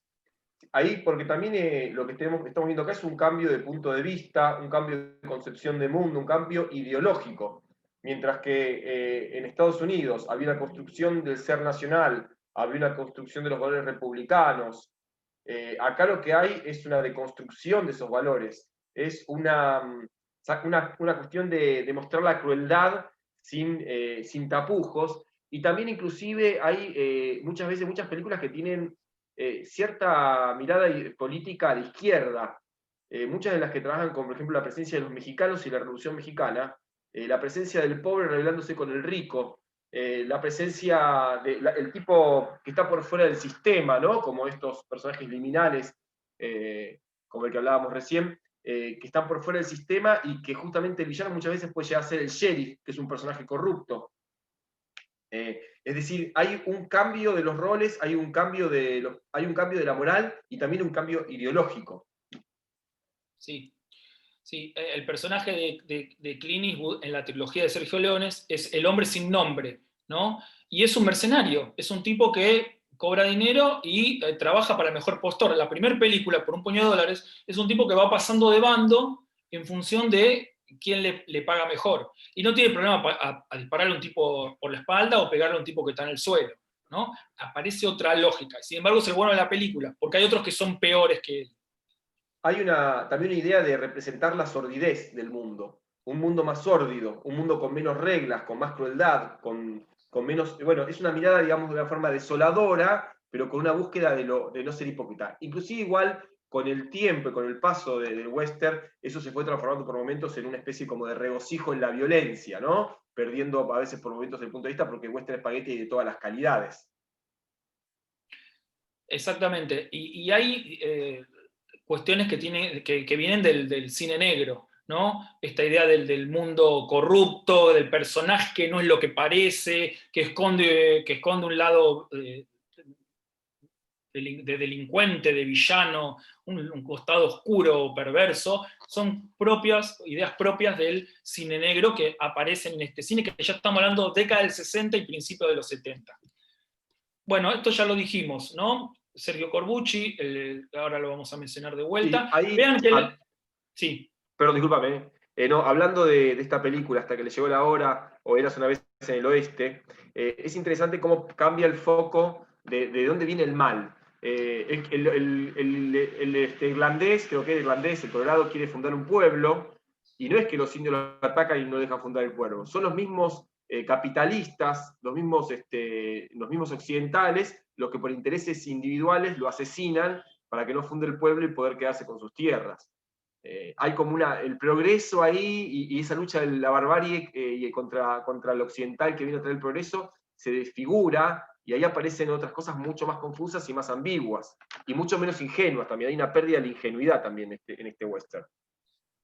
Totalmente, totalmente. Fíjense el territorio, las montañas, que no son esas rocas coloradas que estamos acostumbrados a ver, sino que son otro tipo de montañas, pues está filmado, como decíamos, en Almería. En Almería hay un festival de cine que este año se hizo online, que terminó ahora la semana pasada, que se llama Almería Western Film Festival, que hoy en día es un lugar turístico que aparece en la película de Alex de la Iglesia, director español contemporáneo, 800 balas, que recrea todos esos escenarios y es muy, muy interesante como lugar específico.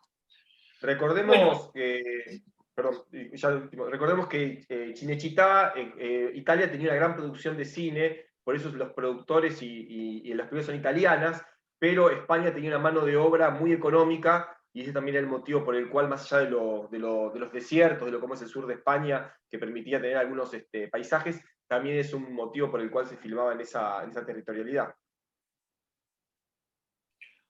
Es interesante el caso de Cuba, ¿no?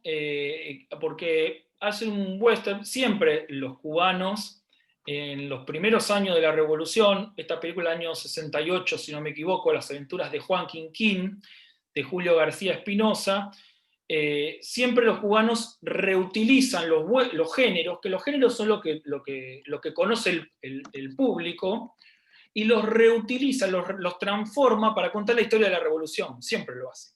Lo hace con Juan de los Muertos, una película que del 2011, si no me equivoco, con el cine de zombies, por supuesto lo hizo en el 68 con el western. Y acá es interesante porque cambia la lógica que habíamos contado de la territorialidad del western clásico, ¿no? Digamos, el pueblo, el lugar de la civilización, es el lugar que tienen, en este caso, los dictadores, que tienen comandados, son los cuarteles que tienen los dictadores. Y de las afueras de ese lugar, que supuestamente era el territorio salvaje, en el western clásico, es el lugar de donde entran los guerrilleros que vienen escondidos de los montes a atacar y a tomar esos cuarteles, ¿no? Entonces hace como un proceso inverso, no es desde adentro hacia afuera, sino desde afuera hacia adentro, para dar vuelta la lógica y contar un poco la historia de cómo lograron la revolución. Es un caso, una cosa así como una isla en el desierto, muy interesante para entenderlo. La película también está en internet y la pueden ver. El caso de muchos western tienen referencias, por ejemplo, estas dos películas de Kurosawa. Por un puñado de dólares es Yojimbo, es la misma historia, pero dentro del cine de samuráis, y los Siete Magníficos viene de los Siete Samuráis, ¿sí? Entonces es interesante cómo la gauchesca o los samuráis son todas traspolaciones de esa misma relación hombre, guerreros y territorio a distintas geografías en distintas partes del mundo. Por ahí también tener en cuenta el caso de Dios y el Diablo, la Tierra del Sol, de Rocha, filmografía brasileña. De Cinema Novo. Es Cinema Novo brasilero, que claramente eso es western, tiene unos elementos de western muy, muy marcados. Inclusive toda la parte de la acción, los tiroteos, todo. Totalmente, totalmente, totalmente.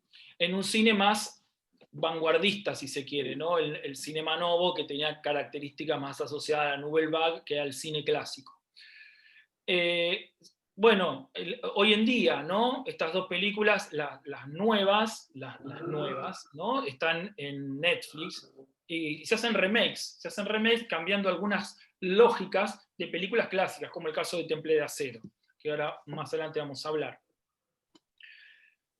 Pero es muy interesante, por ejemplo, así como Sergio Leone hacía panorámicas de los rostros, también hacía panorámica en los interiores. Este primer fotograma era Hace una vez en el oeste, y tenemos que dentro de esa cantina, que es una posada en realidad, está en el medio de un camino, donde presentan al personaje, bueno, en realidad lo presentan al comienzo, pero se topan con el personaje de Charles Bronson, también aparece esa idea de la panorámica. Tarantino filma Los 8 más odiados, también es es un western, pero sucede todo dentro de una casa, de una posada, y es posible gracias a esas tomas panorámicas, ¿no? Donde logra grandes angulares en escenas. Hay algo a nivel cinematográfico, un detalle que lo cuento, por un detalle interesante, como estos lentes eran cóncavos, deformaban la imagen.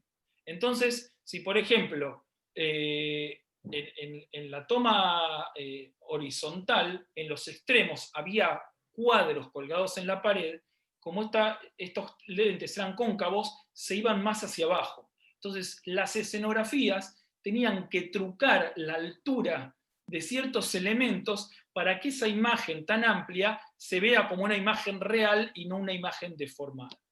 Bueno, cuestiones, trucos de lo cinematográfico para comentar. Bueno, Tarantino es todo un personaje en sí mismo, hace un universo personal, como siempre, de todo lo que toca, de todos los géneros que toca, y del western también. Pero es muy interesante el que toma el spaghetti western, porque esas ideas que vimos de Sergio Leone, o Django sin cadenas, está tomada del western Django con Franco Nero de Corbucci, es otro director de spaghetti western. Y bueno, y Los Ocho Más Odiados, son películas completamente diferentes, y tienen la particularidad que están protagonizadas por un afroamericano, ¿no? En un periodo donde el negro era un esclavo, y acá son los protagónicos de la película, y bueno, incluso Django habla de la esclavitud, justamente, la película. Está bueno pensar todas estas vertientes, ¿no? Primero, el western clásico como el modelo en sí mismo, que se hace así, se va construyendo a su propia imagen.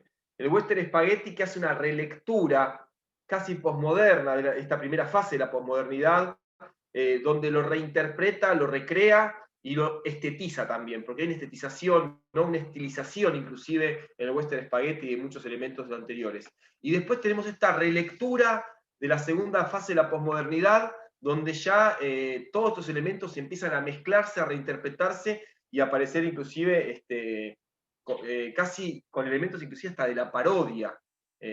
Y también en la remake está esta cuestión de la actualización, porque la remake sucede dentro del propio cine clásico, es el cine clásico agotándose en un estadio posmoderno también, buscando de vuelta la fuente de la originalidad, ¿no? Volviendo a la fuente, y en esa volver a la fuente hay una actualización. Muchas veces, no solamente en cuanto al aspecto de los personajes, no sé, lo que se aprendió del western spaghetti, la suciedad, el polvo, la rusteza, todo eso, sino también la actualización también en cuanto a las formas que tenemos que ver el mundo. Mujeres, negros, orientales, Los Siete Magníficos tiene un mexicano, un negro, que es el líder encima, un apache, es decir, un hay asiático, un asiático ahí.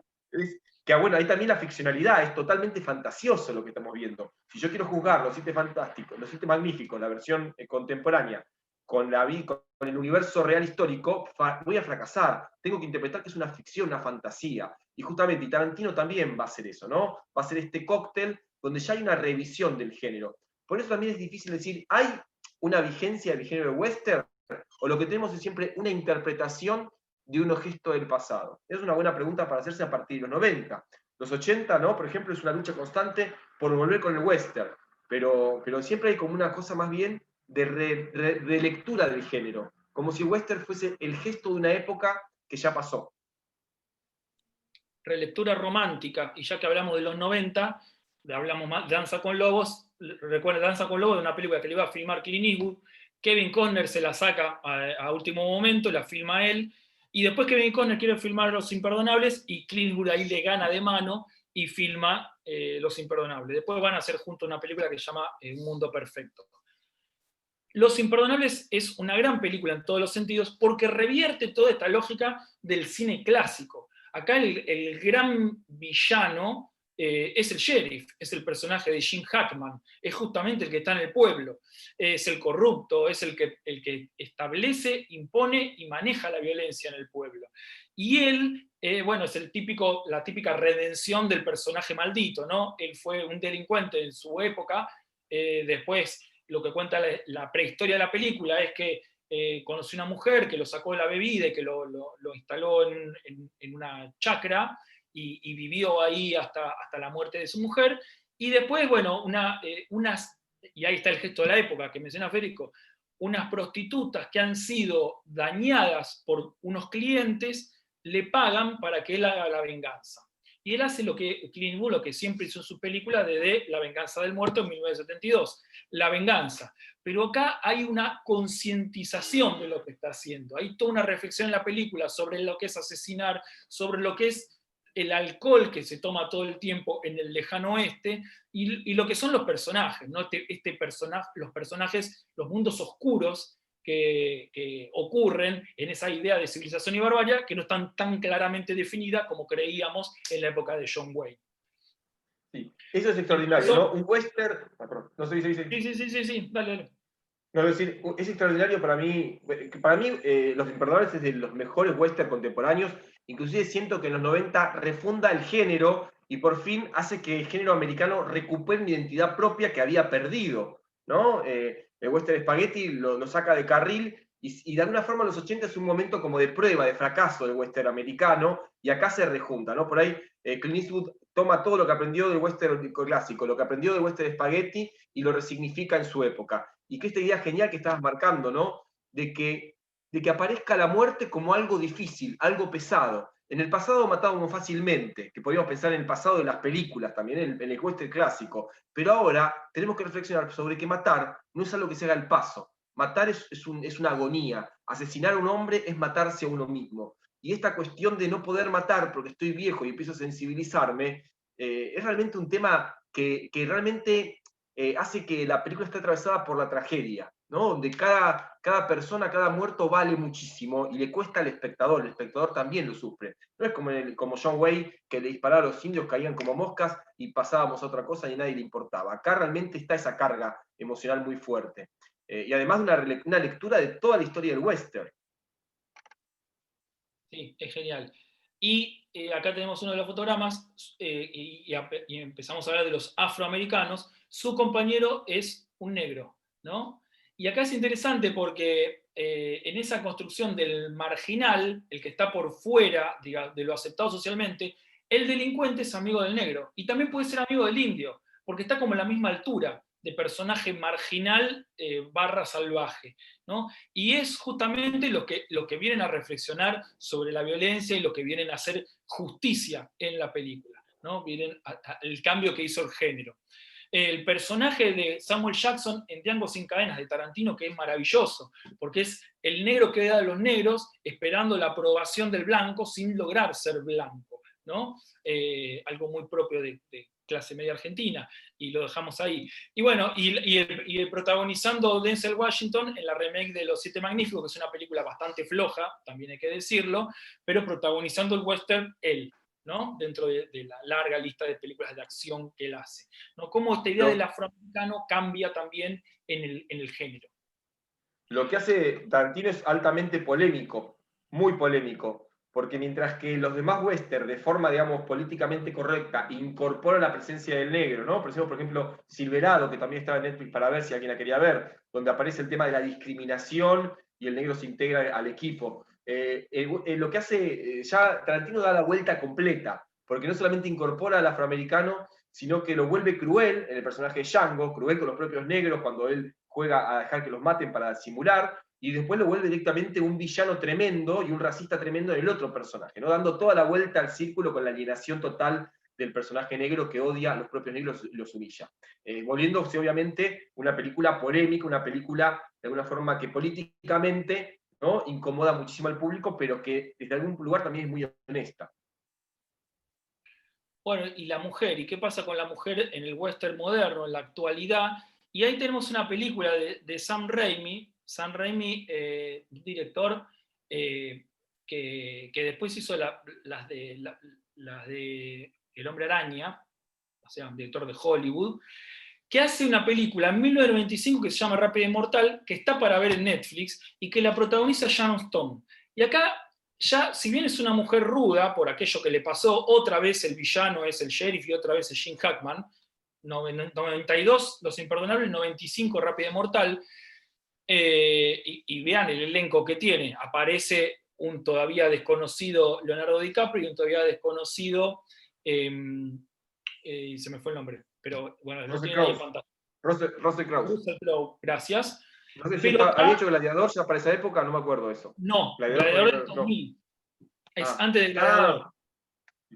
Por eso, vean el elenco que tiene. Y Sharon Stone venía a hacer Bajos Instintos. Era la mujer fatal, la mujer que dominaba al hombre, y a partir de ahí protagoniza un western, que es un western muy Sam Raimi, con muchas características de fantástico, pero no deja de ser una mujer femenina, ¿sí? Ya en este caso diferente a Johnny Guitar, que es la que protagoniza el western. Hay varias películas, hay una que se llama Perseguidas, hay otras películas sobre mujeres protagonistas del western, pero bueno, tiene esta cuestión de la época, ¿no? El timing de la época.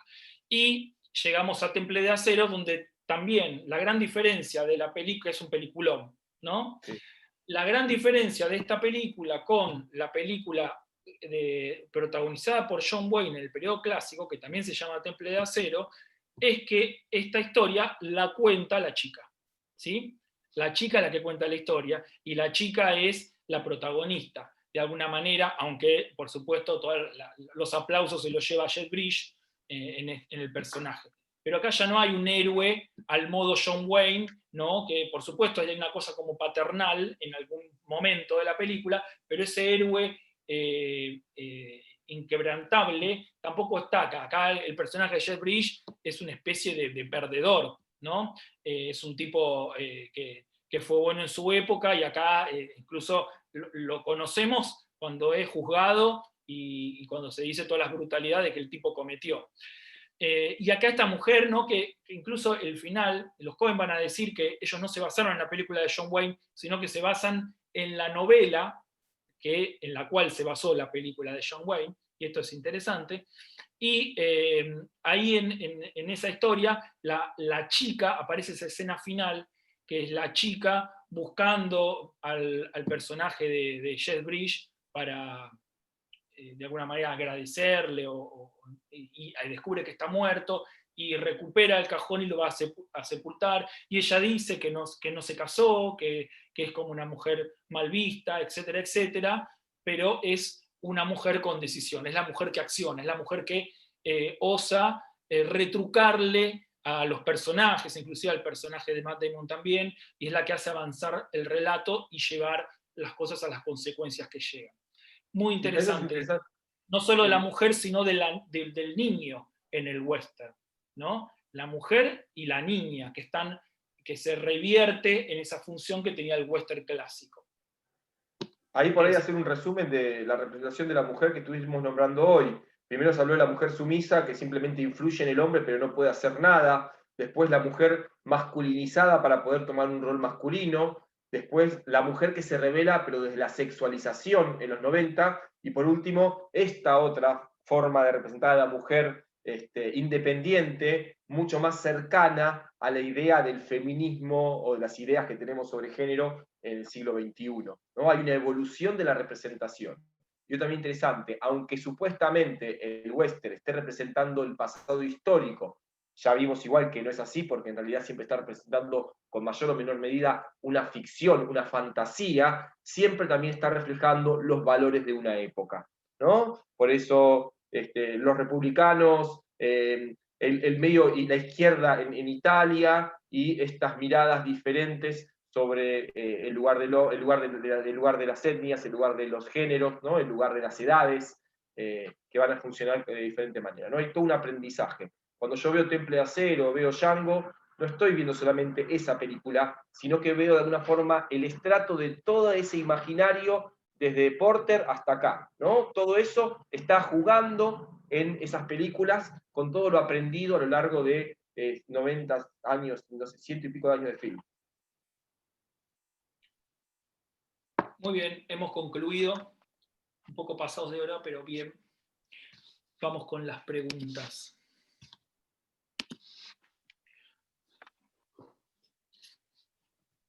Temple de Acero es del 2013, si no me equivoco. 2013, tiene unos años. No tantos tampoco. Ella es una actriz que se hace conocida en esa película. Ahora creo que hizo una serie, no sé. Pero no era tan conocida en el momento de la película. Estoy hablando de Temple de Acero.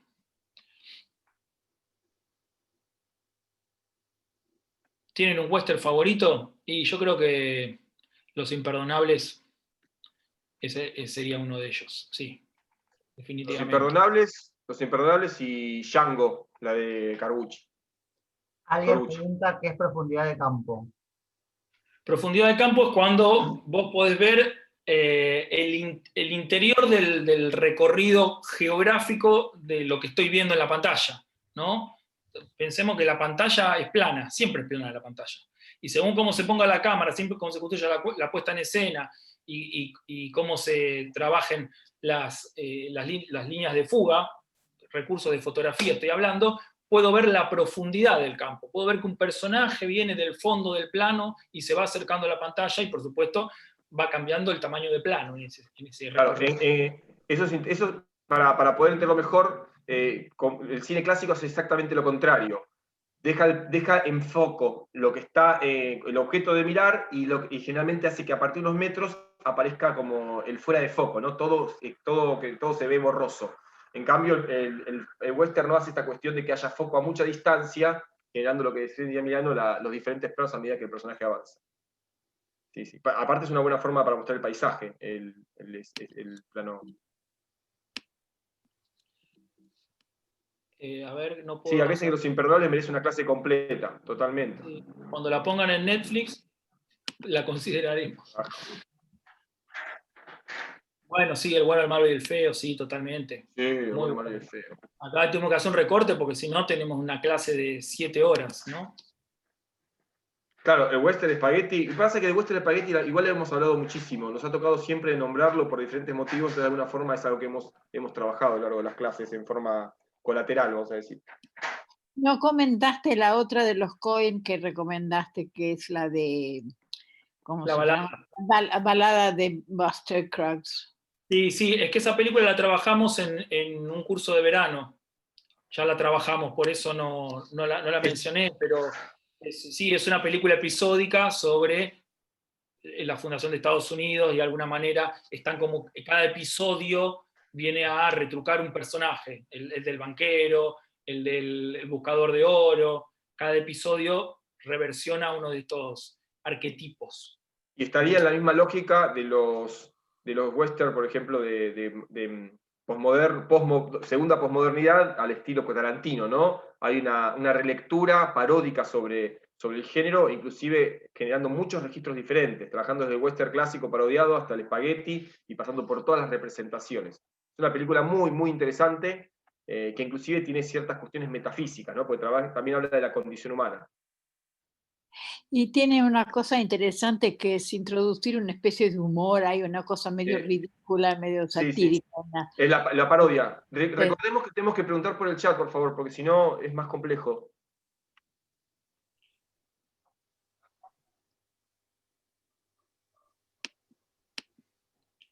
Ahí dicen, es el paradigma, a ver, porque no veo lo de arriba.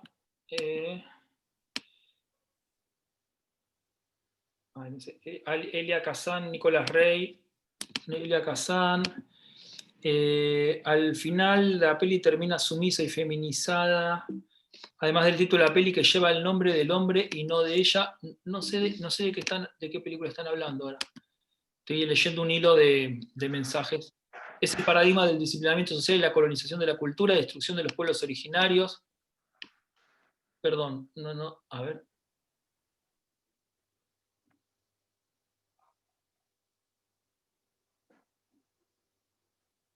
Y la novia era la novia Hainun, sí, están hablando de Hainun, algo que dije en el momento, que dije las 3 de la tarde y era las 12 del mediodía. Ahora dice, acá hablan de, dice, a ver, ahí se me pasó, se pasa rápido, disculpen. Dame un segundo.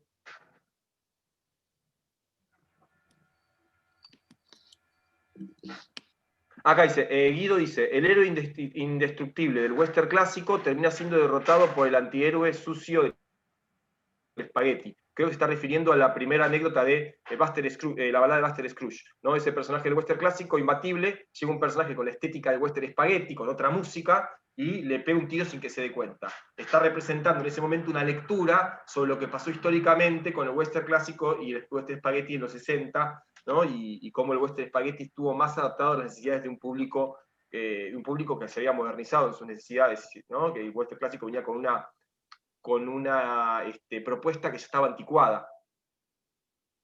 Ahí preguntan por El Zorro. Sí, El Zorro es una serie que es de la época del Llanero Solitario, que también es un western, pero ya más parodiado para el formato televisivo, que sigue un poco la lógica, ¿no? Pero va al mundo más de los superhéroes, relacionándolo con hoy en día, que del western clásico. Pero claro. Sí. O sea, está más cerca de ser una película de Robin Hood que ser un western. Porque el western claro. No solamente necesita que haya caballos y pistolas, tiene que haber otros elementos. No es solamente yo pongo un tipo con ropa de cowboy en una granja, no es un western. Tiene que aparecer otros elementos. Y películas donde no hay granjas ni desiertos o western. Por ejemplo, recordaba uno que bastante interesante con Bruce Willis que se llama El último hombre en pie. No sé si lo recuerda. Bueno, que está ambientada en el ambiente de la década de los 20. Perdón. Sí, y esa película está basada en Yojimbo también. Es la misma historia de Yojimbo y la misma historia de Por un puñado de dólares. Es el tipo que, en este caso, con la ley seca, ¿no? Pero es la misma historia, el tipo que va pasando de bando por una función de mercenario que tiene. Claro, supuestamente por la estética debe ser una película de gángster de los 20, y no, está presentada visualmente como un western. O sea que no siempre el western va a ser porque un tipo tiene un sombrero y anda a caballo, no necesariamente va a ser un western.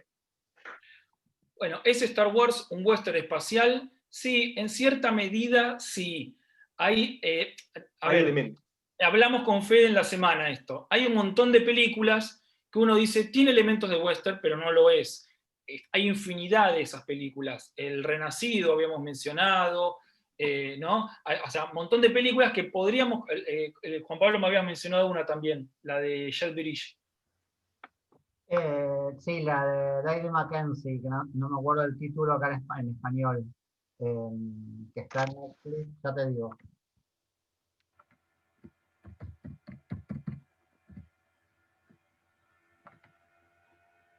Mandalorian.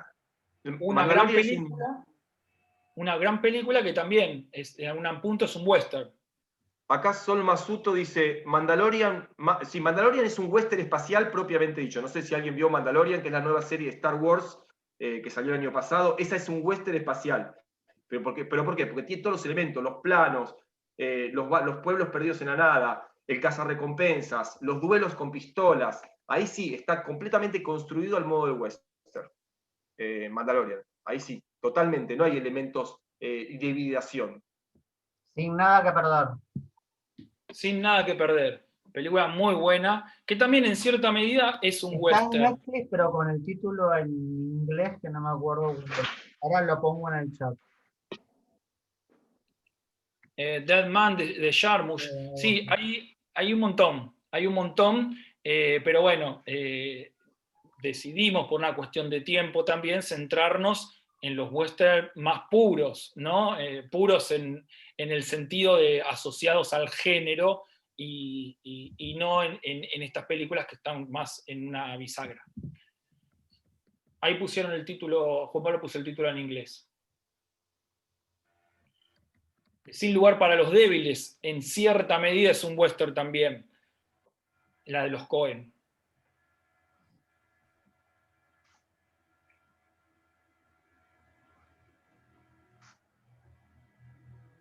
Bueno, estamos como medio pasados de tiempo. Si no hay alguna pregunta relevante, los despido a todos. Nos despedimos. Sí, creo que es un género muy interesante por todo lo que representa, incluso en las películas que no son del género, ¿no? Es importante verlo y reconocer estos elementos para entender ciertos relatos. Esperemos que les haya gustado y que les haya agarrado ganas de ver algunas otras películas en estos términos. ¿Qué otra película recomiendan? Yo, por lo menos, Una femme es una femme, Vivir su vida, Pierrot del Loco, Soberbia, no, Pierrot del Loco, ¿no? Y después la de Jane Fonda, ¿cuál es? No, no es con Jane Fonda, no, ¿cómo es la actriz que aparece? La otra francesa rubia. Se me fue el nombre. Sí, ya sé, espera. Se me fue. Havana Part, no. No, ya sé cuál. Desprecio. El desprecio es. El desprecio. El desprecio. El desprecio, Una femme es una femme, Vivir su vida. Son películas que ahí tenés todo Godard, ¿no? Más o menos resumido. Bueno, Pierrot el Loco es buenísimo también. No es fácil de ver, Godard. No es amigable, narrativamente no es amigable, pero es muy interesante para analizar y también sirve para entender muchísimas cosas del cine contemporáneo. Sí. Bueno, nos vemos el jueves que viene con el seminario sobre Jean-Luc Godard. Buena semana, que descansen. Saludos para todas, todes, todos. Chau, chau. Adiós.